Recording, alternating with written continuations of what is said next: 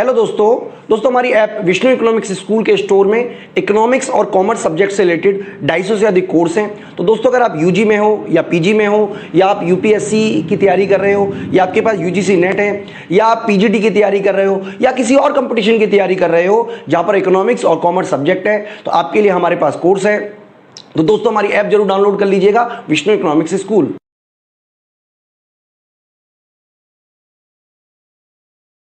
Hello everyone, welcome to today's session. I am Kajol and in this video we are going to discuss the Sale of Goods Act 1930. तो इसके पहले वाले videos में हम the contract act 1872 discuss कर चुके हैं और अब हम ये नया act which is sale of goods act 1930 को डिस्कस करेंगे। So let's get started.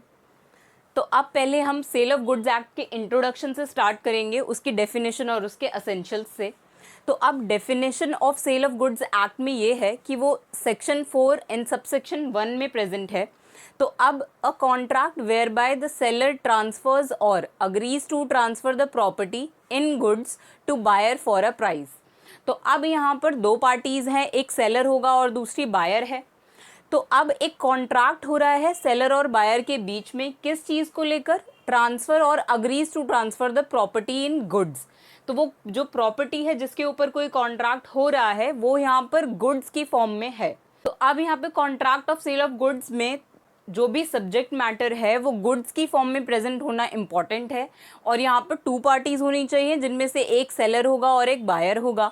तो अब उन्हीं के बीच में ये कॉन्ट्रैक्ट हो रहा है जिसमें दो पार्टीज़ जो हैं, सेलर ऐसा अग्री कर रहा है कि वो ट्रांसफ़र कर देगा या फिर अग्री टू ट्रांसफ़र, मतलब अभी के लिए वो अग्री हो जाएगा उस कॉन्ट्रैक्ट में एंटर होने के लिए और बाद में उस कॉन्ट्रैक्ट की परफॉर्म होगी। अब फॉर अ प्राइस भी है यहाँ पर कि अब यहाँ पे बायर को कुछ प्राइस जो है वो पे करना पड़ेगा सेलर को, जो भी उसने ट्रांसफ़र या फिर अग्री टू ट्रांसफ़र किया है कुछ प्रॉपर्टी या गुड्स को ट्रांसफ़र करने के लिए। तो अब यहाँ पे वो प्राइस जो है वो यहाँ पे वो बायर पे करेगा, तो तभी हम इस contract of sale of goods को हम कंप्लीट मानेंगे। तो यही यहाँ पर डेफिनेशन है कि हम सेल ऑफ गुड्स एक्ट में क्या पढ़ेंगे, क्या इसकी फंक्शनैलिटी है। तो अब यही हम सेक्शन 4 और सबसेक्शन 1 से समझ गए कि एक contract of sale of goods में सिर्फ गुड्स की ही डीलिंग होती है और यहाँ पर टू पार्टीज प्रेजेंट होती हैं, एक सेलर होता है और एक बायर होता है।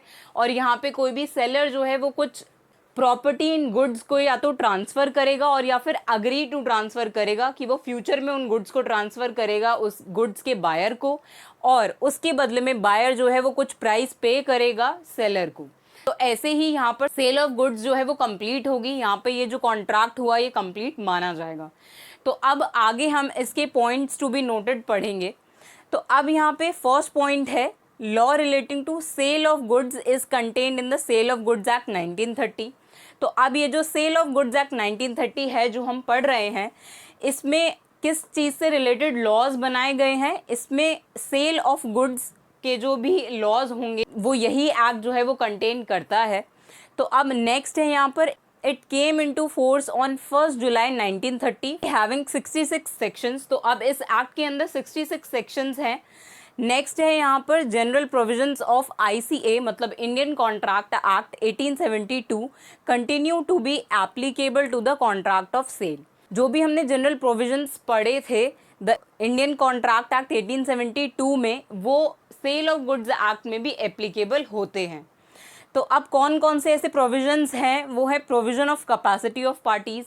कैपेसिटी ऑफ पार्टीज़ में हमने पढ़ा था कि कोई भी जो दो पार्टीज़ एक कॉन्ट्रैक्ट में एंटर होना चाहती हैं तो वो दोनों ही पार्टीज़ केपेबल होना चाहिए उस कॉन्ट्रैक्ट में एंटर होने के लिए, और केपेबल होने के लिए उनको मेजर होना पड़ेगा और साउंड माइंड का पर्सन होना पड़ेगा। और लॉ में भी ऐसा नहीं लिखा होना चाहिए कि वो जो पर्टिकुलर पर्सन है वो डिसक्वालीफाइड है लॉ की टर्म्स में। तो इसीलिए यहाँ पर provision of capacity of parties जो है, जो हमने इंडियन कॉन्ट्रैक्ट एक्ट 1872 में पढ़े थे, वो सारे ही प्रोविजंस जो हैं वो कॉन्ट्रैक्ट ऑफ सेल में भी एप्लीकेबल होते हैं। नेक्स्ट कौन सा है? Free consent. तो अब फ्री कंसेंट में हमने कॉन्ट्रैक्ट एक्ट में पढ़ा था कि वहाँ पर जो दो कॉन्ट्रैक्टिंग पार्टीज़ हैं उन दोनों ही पार्टीज़ की फ्री कंसेंट होनी चाहिए। कोई भी कॉर्शन, अनड्यू इन्फ्लुएंस या फिर फ्रॉड वहाँ पर नहीं होना चाहिए उस कॉन्ट्रैक्ट में एंटर करवाने के लिए किसी भी कॉन्ट्रैक्टिंग पार्टी को। तो इसीलिए यहाँ पर ये सेम फ्री कंसेंट वाला जो कंसेप्ट है, जो प्रोविज़न है इंडियन कॉन्ट्रैक्ट एक्ट का, वो सेम प्रोविज़न जो है वो एप्लीकेबल होता है कॉन्ट्रैक्ट ऑफ सेल में भी। नेक्स्ट है wagering agreements and agreements in restraint of trade of Indian Contract Act 1872 continue to be applicable to SGA 1930। मतलब सेल ऑफ गुड्स एक्ट 1930 में वेजरिंग अग्रीमेंट्स जो हमने पढ़े थे और agreements in restraint of trade भी जो हमने पढ़े थे, वो सारे ही जो प्रोविज़न है वो सेल ऑफ गुड्स एक्ट 1930 में भी एप्लीकेबल होते हैं। नेक्स्ट है यहाँ पर the definition of consideration is different in sale of goods act than Indian contract act. Consideration is equal to money. तो अब यहाँ पे ये कह रहा है कि जो कंसिडरेशन हमने पढ़ा था, जो सेकेंड चैप्टर हमने पढ़ा था इंडियन कॉन्ट्रैक्ट एक्ट 1872 में, जिसमें हमने ये देखा था कि कंसिडरेशन होना इम्पॉर्टेंट है किसी भी एक कॉन्ट्रैक्ट में। तो अब यहाँ पे ये जो कंसिडरेशन की डेफिनेशन है वो सेल ऑफ गुड्स एक्ट में डिफरेंट है, वो ये सेम डेफिनेशन नहीं है जो हमने इंडियन कॉन्ट्रैक्ट एक्ट 1872 में पढ़ी थी। तो अब यहाँ पर क्या है कंसिडरेशन की definition, consideration is equal to money. तो यहाँ पे कंसिडरेशन को हम सिर्फ मनी ही बोलेंगे। जो हमने ऊपर डेफिनेशन में पढ़ा कि यहाँ पर प्राइस की बात हो रही है, तो ये प्राइस हमेशा मनी टर्म्स में ही होगा। तो वही यहाँ पर कंसिडरेशन जो है वो मनी हो जाएगी और प्राइस भी जो है वहाँ पर जो भी उस कॉन्ट्रैक्ट का सब्जेक्ट मैटर है वो भी मनी टर्म्स में ही होगा। ओनली मनी एज कंसिडरेशन होगी यहाँ पर। नेक्स्ट है it is also a consensual transaction. मतलब कि इस कॉन्ट्रैक्ट में भी, सेल ऑफ गुड्स एक्ट में भी दोनों ही पार्टीज़ की कंसेंसस होना इम्पॉर्टेंट है, जो हमने कंसेंसस एड इडम में पढ़ा था, जिसको हम फ्री कंसेंट भी यहाँ पर बोल चुके हैं कि दोनों ही पार्टीज़ जो है उनकी फ्री कंसेंट होनी चाहिए और दोनों ही पार्टीज़ जो हैं उनकी कंसेंसस होनी चाहिए उस कॉन्ट्रैक्ट में एंटर होने के लिए। तो अब The Sale of Goods Act 1930 leaves the parties free to modify the provisions by express stipulations। तो अब यहाँ पे जो सेल ऑफ गुड्स एक्ट है इसमें पार्टीज टू द कॉन्ट्रैक्ट जो भी होंगी, जो भी एक बायर और सेलर हैं, वो अपने ही टर्म्स एंड कंडीशंस जो हैं वो उस कॉन्ट्रैक्ट में रख सकते हैं, जो भी contract of sale of goods उनके बीच में हुआ है। तो ऐसे प्रोविजंस हैं सेल ऑफ गुड्स एक्ट 1930 में कि जो भी दो पार्टीज होंगी वो अपने हिसाब से उस कॉन्ट्रैक्ट के प्रोविजंस जो हैं वो डिसाइड कर सकती हैं। तो यही थे पॉइंट्स टू बी नोटेड यहाँ पर सेल ऑफ गुड्स एक्ट 1930 के। पहले हमने देखा कि यहाँ पर जो भी सेल ऑफ गुड्स से रिलेटेड लॉज हैं वो हैं इस एक्ट के अंदर। फिर हमने देखा कि ये एक्ट जो है वो 1 जुलाई 1930 में आया और इसमें 66 सेक्शंस हैं। नेक्स्ट हमने देखा कि जो इंडियन कॉन्ट्रैक्ट एक्ट के प्रोविजंस हैं वो सेम ही प्रोविजंस यहाँ पे सेल ऑफ गुड्स एक्ट 1930 में भी होंगे, जो कि free consent, wagering agreements, capacity of parties and agreements in restraint of trade हैं। और यहाँ पर कंसिडरेशन की जो डेफिनेशन है वो डिफरेंट है इंडियन कॉन्ट्रैक्ट एक्ट 1872 से। यहाँ पे कंसिडरेशन का मतलब सिर्फ मनी है, मनी टर्म्स में ही यहाँ पर कंसिडरेशन हो सकती है। नेक्स्ट हमने देखा कि यहाँ पर जो दो कॉन्ट्रैक्टिंग पार्टीज़ हैं वो अपने कॉन्ट्रैक्ट प्रोविजंस जो हैं वो खुद डिसाइड कर सकती हैं। तो अब हम यहाँ पे देखेंगे कि essentials of contract of sale क्या है, यहाँ पर कि कितने एसेंशियल्स हैं contract of sale of goods में। अब हमने इंडियन कॉन्ट्रैक्ट एक्ट 1872 डिस्कस करते वक्त भी उसके एसेंशियल्स डिस्कस किए थे, तो वैसे ही यहाँ पर भी कॉन्ट्रैक्ट ऑफ सेल के एसेंशियल्स हैं जो प्रेजेंट होना इम्पॉर्टेंट है, तभी ये इस एक्ट के पर्व्यू में आएंगे। तो अब यहाँ पे फर्स्ट एसेंशियल है टू पार्टीज़। तो सेल ऑफ गुड्स एक्ट में टू पार्टीज़ का होना, टू पार्टीज़ की इन्वॉल्वमेंट होना उस कॉन्ट्रैक्ट में इम्पॉर्टेंट है। अब वो टू पार्टीज़ जो हैं वो कौन हो सकती हैं, वो एक बायर होगा और एक सेलर होगा।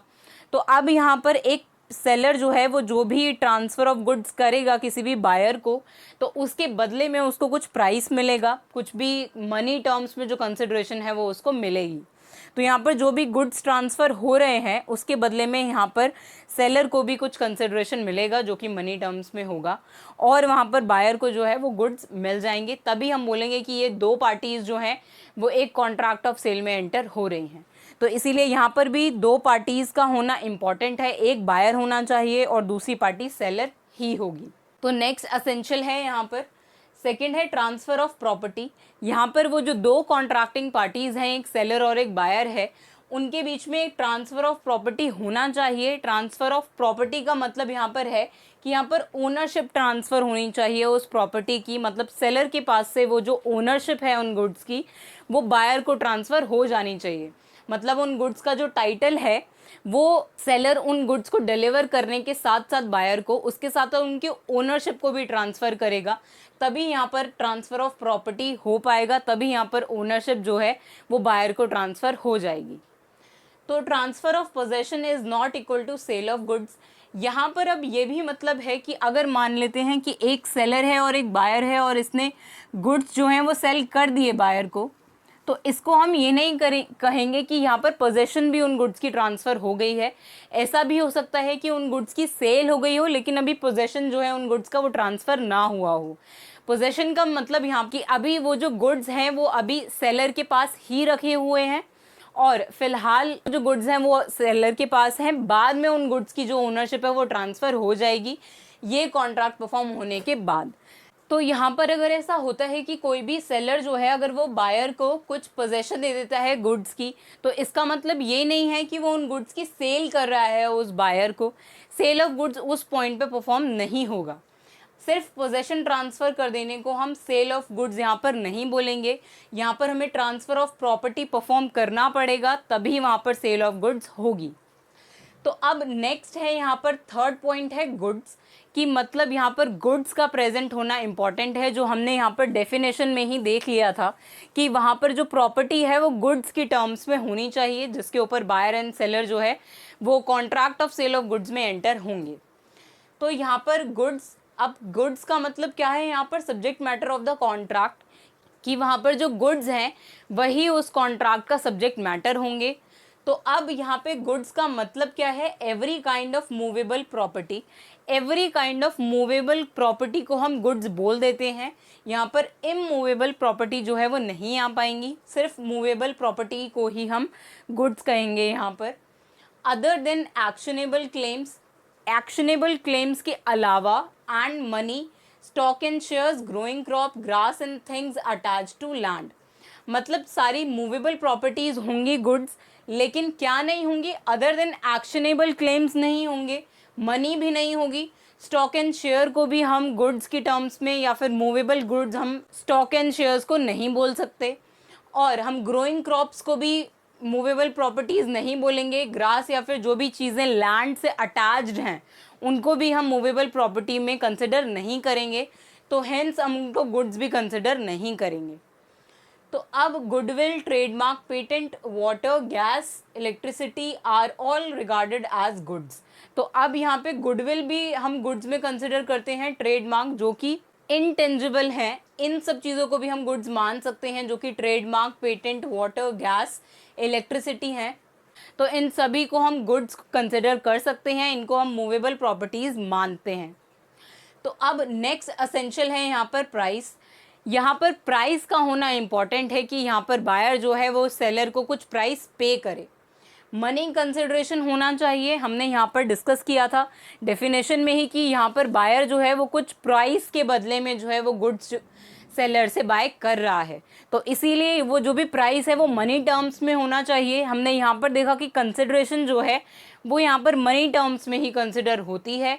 यहाँ पर जो प्राइस बायर पे करेगा वो हमेशा मनी टर्म्स में ही होगा, तो वही यहाँ पर है कि प्राइस जो है वो मनी कंसिडरेशन होगी। तो अब नेक्स्ट असेंशियल है यहाँ पर includes both sale and agreement to sale.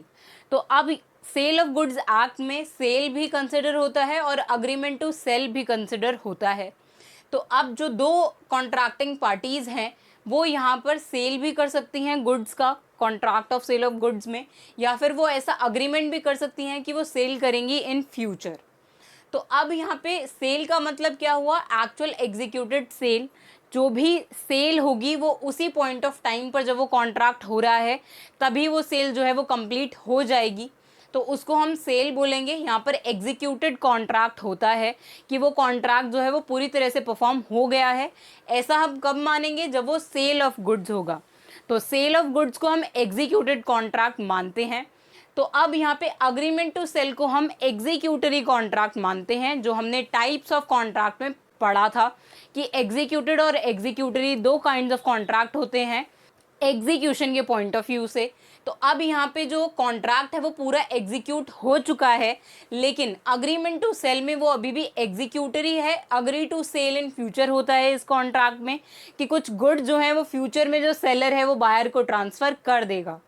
तो ऐसा यहाँ पे अग्रीमेंट टू सेल के केस में होता है। इसको हम एग्जीक्यूटरी कॉन्ट्रैक्ट भी बोलते हैं कि इसकी जो सेल है वो फ्यूचर में कंप्लीट होगी। किसी भी एक कॉन्ट्रैक्टिंग पार्टी या दोनों ही कॉन्ट्रैक्टिंग पार्टीज जब सेल कॉन्ट्रैक्ट को अभी कंप्लीट नहीं करा है उन दोनों ही पार्टीज ने, तो इन कॉन्ट्रैक्ट्स को हम बायलैटरल कॉन्ट्रैक्ट्स भी बोलते थे कि अभी दोनों ही पार्टीज के पार्ट पर ऐसा है कि उनको अपनी ऑब्लिगेशन जो है वो कंप्लीट करनी है। तो ऐसा अग्रीमेंट टू सेल के केस में होता है कि एक पर्टिकुलर सेलर ने ऐसा दूसरे बायर को बोल दिया है कि फ्यूचर में किसी फ्यूचर डेट को मान लेते हैं यहाँ पर, अब ये कॉन्ट्रैक्ट का 10 जुलाई, और ऐसा अग्री करता है यहाँ पर ये सेलर कि ये बायर को जो है वो गुड्स ट्रांसफ़र करेगा 10 दिसंबर को। तो इस केस में हम ये बोलेंगे कि यहाँ पर अग्रीमेंट टू सेल हुआ है।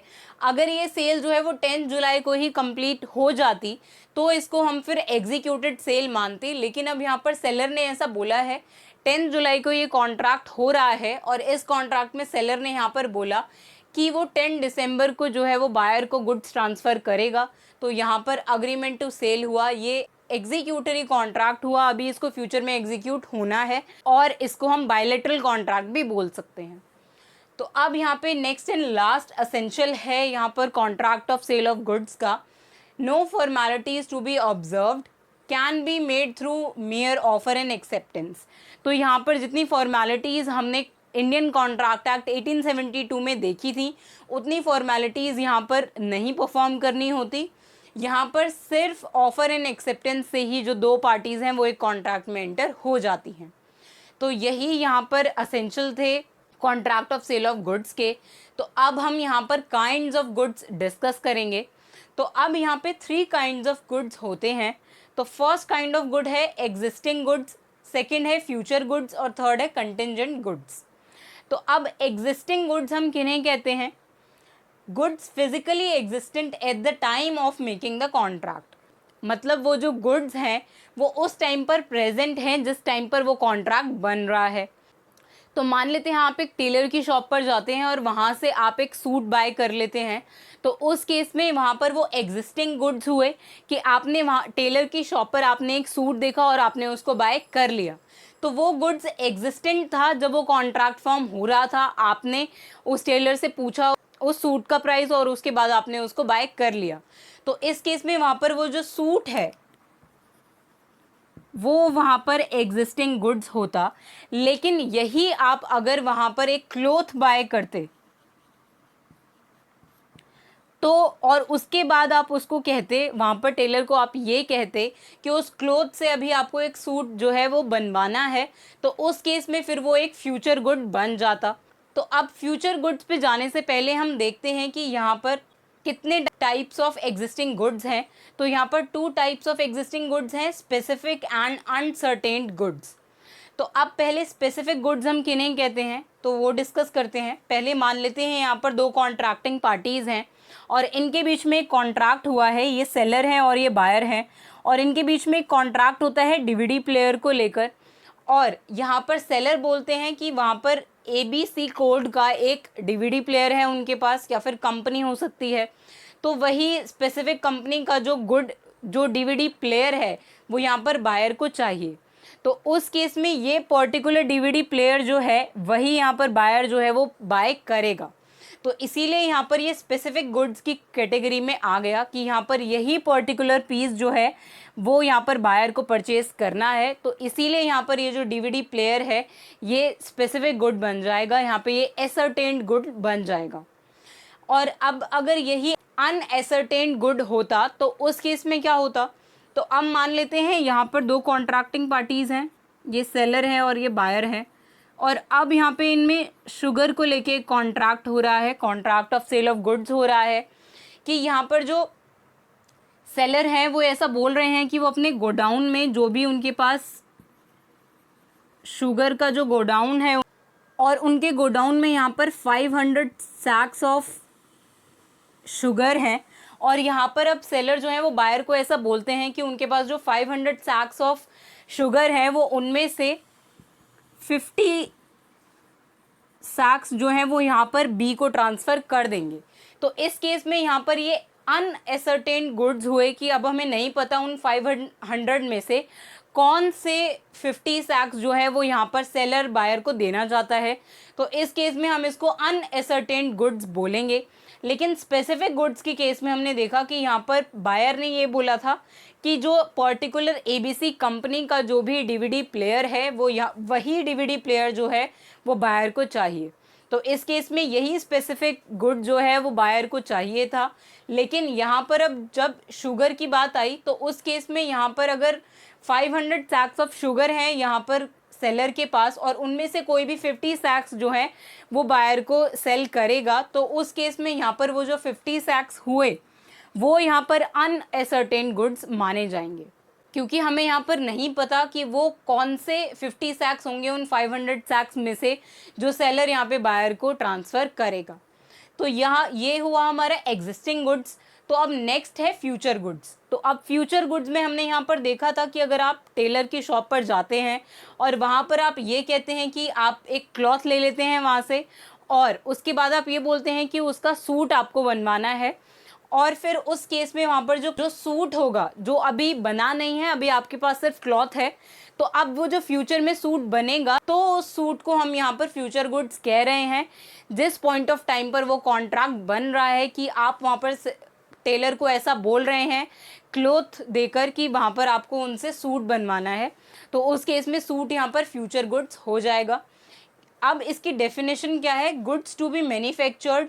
अब यहाँ पे वो जो सूट था वो टू बी मैन्युफैक्चर्ड था, अभी वो बना नहीं है, वो फ्यूचर में बनेगा। अभी आपके पास सिर्फ क्लॉथ है, तो इसीलिए goods to be manufactured, produced or acquired after making the contract. अब जब वो कॉन्ट्रैक्ट आपके और टेलर के बीच में हो गया, अब 5 दिन बाद या जितने भी दिन टेलर ने बोले उस दिन के बाद जो है तब आपको वहाँ पर वो सूट मिलेगा और तब ये कॉन्ट्रैक्ट जो है वो तब परफॉर्म होगा। तो उस केस में हम यहाँ पर बोलेंगे कि यहाँ पर फ्यूचर गुड्स के ऊपर एक कॉन्ट्रैक्ट हुआ है, क्योंकि वो गुड जो है वो तब प्रेजेंट नहीं था जब वो कॉन्ट्रैक्ट फॉर्म हो रहा था। वो गुड कब एक गुड बन जाएगा? किसी भी एक फ्यूचर डेट पर।